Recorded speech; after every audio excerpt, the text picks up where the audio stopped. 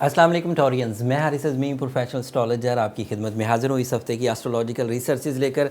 सिर्फ 7 दिनों में 3 बड़ी चेंजेस हैं। जिस वीक की एक्सप्लेनेशन रिसर्चेज मैं इस वीडियो में देने वाला हूँ, ये 18 अप्रैल से शुरू होकर 24 अप्रैल तक चलेगी। कुछ खबरें अच्छी हैं और कुछ खबरें समझने वाली हैं। दबे लफ्ज़ों में कहें तो थोड़ी अजीब हैं आपके लिए। जो अच्छी खबरें हैं उनमें सूरज आपके फर्स्ट हाउस में आ जाएगा 19 अप्रैल को।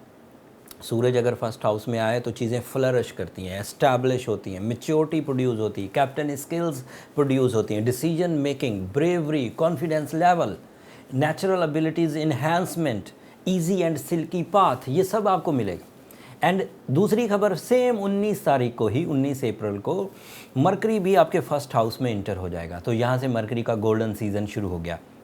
मरकरी की वजह से आपकी वो तमाम स्किल्स जिनका ताल्लुक माइंड से है, इमोशन से है, फेस वैल्यू से है, कम्युनिकेशन से है, ये बेहतरीन हो जाएंगी। और तीसरी बात कि आपका जो रूलिंग प्लैनेट है वीनस, वो भी आपके फर्स्ट हाउस में है। तो दैट मीन्स के आपकी नेचुरल एबिलिटीज़, फिर उसके साथ मेच्योरिटी, कॉन्फिडेंस, ब्रेवरी, इसका मेसेज, फिर माइंड स्किल्स, ये सब आपके लिए परफेक्ट फॉर्म में है। तो यहाँ तक तो बात अच्छी हो गई।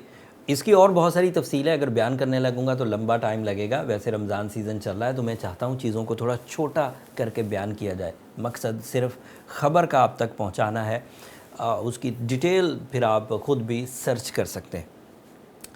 मार्स एक स्ट्रॉन्ग प्लैनेट है। 2 सालों में एक दफ़ा 2 सालों में एक दफ़ा कैंसेरियन हाउस में से गुज़रता है। एंड अनफॉर्चुनेटली जब आपका सूरज, मरकरी और वीनस अच्छी फॉर्म में है, एट द सेम टाइम तकरीबन 23 अप्रैल को मार्स नेगेटिव फॉर्म में चला जाएगा। कैंसर हाउस में मार्स कमज़ोर होता है एंड मार्स की कमज़ोरी आपको कई शोबों में ट्रबल देगी। कुछ ट्रबल सूरज, मरकरी और वीनस की कम्बिनेशन आपके फर्स्ट हाउस में दूर कर देगी, लेकिन उसके बावजूद ये सारी कम्बिनेशन ज़्यादा लंबी नहीं है। ये सब छोटे प्लैनेट्स हैं, शॉर्ट टर्म है। और वो जो मार्स है वो शॉर्ट टर्म होने के बावजूद 2 महीने का प्लैनेट है।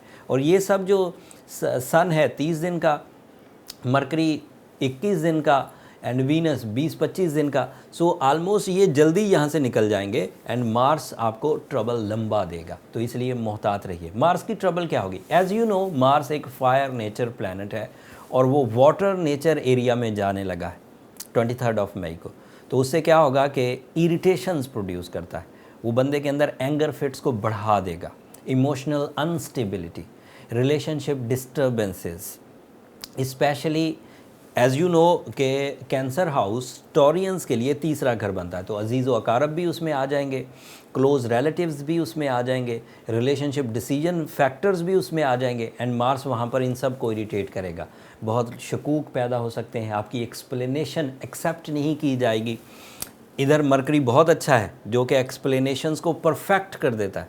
इधर सूरज बहुत अच्छा है जो कॉन्फिडेंस एंड कंफर्टेबल स्किल्स लाता है, बट उधर मार्स उसी को इरिटेट करेगा। तो ये 2 नेचर्स का, 2 प्लैनेट्स के बिहेवियर का तसादुम है। कुछ अरसे तक तो अभी आप स्टेबल रहेंगे due to Ramzan. As you know, spiritual side है, आप पीसफुल रहेंगे, माइंड स्किल बैलेंस रहेंगी। मरकरी भी सपोर्ट कर रहा है, फिर आपका रूलिंग प्लैनेट वीनस भी बहुत अच्छी फॉर्म में है। तो थिंग्स आर स्टेबल।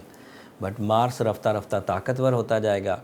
मरकरी कुछ अरसे बाद रेट्रोग्रेड हो जाएगा, वीनस आपके पहले घर में से निकल जाएगा, तो फिर आपको कुछ ट्रबल्स होंगी। ये बातें अगले कुछ हफ्तों की हैं, लेकिन इन बातों का इस वक्त बताना बहुत ज़रूरी था। इसलिए कि अगर अभी से आप अपने मूड स्विंग्स को कंट्रोल नहीं करेंगे, अगर अभी से आप अपनी इन्वेस्टमेंट्स को ग्रैब नहीं करेंगे, सेटल नहीं करेंगे, डॉक्यूमेंटेशन फुलफ़िल नहीं करेंगे, अपने कॉन्फिडेंस को मुस्तहकम नहीं रखेंगे, अपनी स्पिरिचुअलिटी को कांस्टेंट नहीं रखेंगे, या आप इस नेगेटिव फैक्टर का ट्रीटमेंट नहीं करेंगे, तो विद इन 3 या 4 वीक्स आपकी ये सिवियरिटी इन्हांस कर जाएगी। एंड देन फिर आपके पास उस वक़्त शायद वे आउट ना हो या फिर मुश्किल हो। लिहाजा इसी वक्त इसको कंट्रोल करना बहुत ज़रूरी है।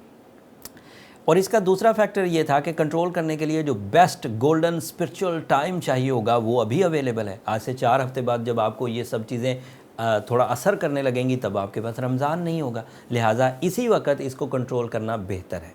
एंड कंट्रोल करने के दो फैक्टर्स हैं जो मेरे एक्सपीरियंस में है। मुझे 18 साल हो गए एस्ट्रोलॉजी करते हुए और मैंने इस मार्स को इस एंगल पर टॉरियंस के लिए 9 दफ़ा देखा है। So I have 9 times experiences.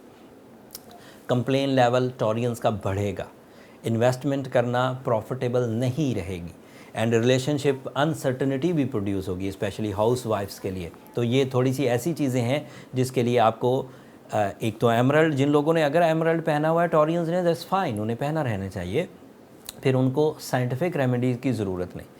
But अगर कोई नया इस वक्त अपनी प्रैक्टिकल लाइफ में है, टॉरस मेल या फीमेल, और वो चाहता है कि अपने अंदर जो मूड स्विंग्स हो रहे हैं, जो अनसेटिस्फैक्शंस हैं, जो अनसर्टनिटी है इमोशंस में, जो सेंसिटिविटी है आपके लिए, उसको रिपेयर करना चाहें तो फिर अब वो रूबी की तरफ जाए अगर नया स्टोन बाय करना है। और अगर ऑलरेडी आपने एमरल्ड पहना है देन फाइन, फिर आपको रूबी बाय करने की ज़रूरत नहीं है। साथ में ड्यू टू रमज़ान सीज़न सूरह Shams 5 times in a day पढ़नी चाहिए। जिन लोगों को ज़ुबानी याद हो गई है वो फ़र्ज़ नमाज़ों में अलहम्द के साथ मिलाकर पढ़ें। एंड साथ में अपने अपने अंदर कुछ स्टेबिलिटी, कुछ टॉलरेंस, कुछ पेशेंस लाने की कोशिश करिए, ये चीज़ें रिकवर हो जाएंगी। अंदाज़ा करें कि मोस्टली मार्स अच्छी फॉर्म में होता है और 2 साल के बाद अगर वो थोड़ा सा 2 महीने के लिए नेगेटिव हो भी गया है तो इसमें परेशान होने की ज़रूरत नहीं हो इसको, ऐसी चीज़ों को तो फेस करना ही टाइम को फेस करने के थ्योरीज़ में आता है, फिनोमेनाज में आता है। अगर आप टाइम को फेस नहीं करते, हर ज़िंदगी में सारी बहारें चलती रहें, सदा फूल खिलते रहें, तो फिर इसमें आपका क्या कमाल है। यही उतार चढ़ाव अल्लाह ताला की तरफ से आपका ही आजमाइश है। कभी उतार चढ़ाव पैसों में आता है, कभी उतार चढ़ाव रिश्तों में आता है, कभी उतार चढ़ाव सेहत में आता है, कभी उतार चढ़ाव मौसमी हालात में आता है, तगय्युर पैदा होते हैं। और इन्हीं चीज़ों को फेस करने का नाम बहादुरी भी है, एक्सपीरियंसेस भी हैं, इसे एंजॉय करना चाहिए। फितरत की जितनी भी चीज़ें हैं उसमें उतार चढ़ाव को आप डेली एजेंडा समझें कि आज रब का ये हुक्म था कि मुझे आज मुशक्क़त करनी है तो मैंने कर ली, इसमें प्रॉब्लम क्या। किसी दिन सुख मिलेगा रब ताला की तरफ से, बिन मांगे ही पैसे आएंगे, इज़्ज़त आएगी, फेस वैल्यू आएगी, सेहत आएगी, खुशियाँ आएंगी। किसी दिन टाइम टेस्ट आएगा। रब तो दोनों ही तरह से आजमाते हैं, नेचर दोनों ही तरह से आपको टाइम वो देती है, टाइम टेस्ट। आई होप कि आप इस बात को समझेंगे। फिर भी कोई कमी हो या आप ज़्यादा सेंसिटिव हो गए हैं या लॉस लेवल बढ़ जाए तो सूरह Shams is a best remedy, आपके लिए काफ़ी अच्छी रहेगी being a Taureans. And Ruby या एमरल्ड आपके लिए बेहतरीन स्टोन है। होपफुली आप इन चीज़ों को फॉलो करेंगे। अगर फिर भी कोई चीज़ ऐसी या आपके लिए इश्यूज़ बढ़ गए हों, आपको लगे कि बहुत ट्रबल हो रही है एंड वो ट्रबल जितने आसानी से या मैंने शुगर कोटेड वे में आपको बता दिया उससे कहीं ज़्यादा हो गई है, तो आप अपने पर्सनल चार्ट की तरफ चले जाइए। उससे इंटेंसिटी पता लग जाएगी कि प्रॉब्लम्स कितनी बड़ी हैं और उसे किस अंदाज से सॉल्व किया जा सकता है। पर्सनल चार्ट डायग्नोसिस या कैलकुलेशंस के लिए ये नंबर नीचे चलते रहते हैं, इन पर रब्ता करके आप अपने लिए टाइम ले सकते हैं। बट वो फ्री फोरम नहीं है टॉरियंस, होपफुली आप अंडरस्टैंड करेंगे।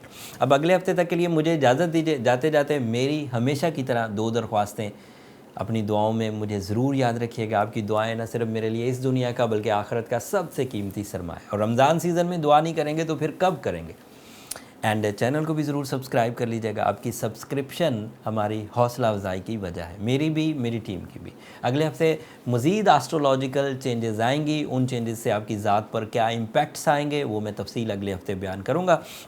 कोई ऐसी फील्ड जो मैं डिस्क्राइब नहीं कर सका और आप चाहते हैं कि उसके बारे में भी मैं कोई बात करूं तो अगले हफ्ते आप कमेंट्स में इजहार कर दीजिएगा, मैं अगले हफ्ते उसे एड्रेस करने की कोशिश करूंगा। अगले हफ्ते तक के लिए अल्लाह ने के बाद।